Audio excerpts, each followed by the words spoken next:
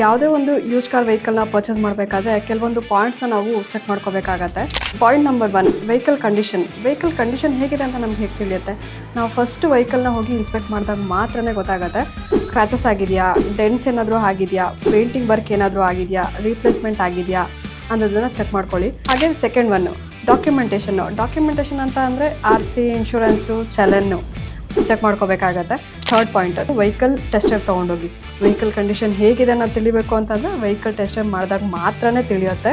Vehicle alignment ಕರೆಕ್ಟಾಗಿದೆಯಾ, AC work ಆಗ್ತಾ ಇದೆಯಾ, ಇಂಜಿನ್ನಲ್ಲಿ ಏನಾದ್ರು ನಾಯ್ಸ್ ಬರ್ತಾ ಇದೆಯಾ ಚೆಕ್ ಮಾಡ್ಕೋಬೇಕಾಗತ್ತೆ. ಹಾಗೆ ನೀವೇನಾದರೂ ಯೂಸ್ ಕಾರ್ನ ಪರ್ಚೇಸ್ ಮಾಡಬೇಕು ಅಂತ ಹೇಳಿದರೆ ವಿವಾ ಟೊಯೋಟೋದಲ್ಲಿ ಪರ್ಚೇಸ್ ಮಾಡಿ. ವಿವಾ ಟೊಯೋಟೋದಲ್ಲಿ ಬಂದು 203 ಚೆಕ್ ಪಾಯಿಂಟ್ ಅಂತ ಹೇಳ್ತೀವಿ. 203 ಚೆಕ್ ಪಾಯಿಂಟ್ಸ್ ಅಂತ ಹೇಳಿದ್ರೆ ವೆಹಿಕಲ್ ಪ್ರತಿಯೊಂದು ಪಾರ್ಟ್ನು ನೀವು ಚೆಕ್ ಮಾಡಿರ್ತಾರೆ. ಅಲ್ಲಿ ನಿಮಗೆ ವಾರಂಟಿ ಸಿಗುತ್ತೆ, ಗ್ಯಾರಂಟಿ ಸಿಗುತ್ತೆ, ಮೈಂಡ್ ಫ್ರೀಯಾಗೂ ಇರುತ್ತೆ. ನೀವೇನಾದರೂ ವೆಹಿಕಲ್ನ ಪರ್ಚೇಸ್ ಮಾಡಬೇಕು ಅಂತ ಹೇಳಿದರೆ ವಿವಾ ಟೊಯೋಟೋ ಪೇಜ್ನ ಫಾಲೋ ಮಾಡಿ. ಹಾಗೆ ನಿಮ್ಮ ಫ್ರೆಂಡ್ಸ್, ಫ್ಯಾಮಿಲಿ ಮೆಂಬರ್ಸ್ ಎಲ್ಲರಿಗೂ ಶೇರ್ ಮಾಡಿ, ಫಾಲೋ ಮಾಡಿ.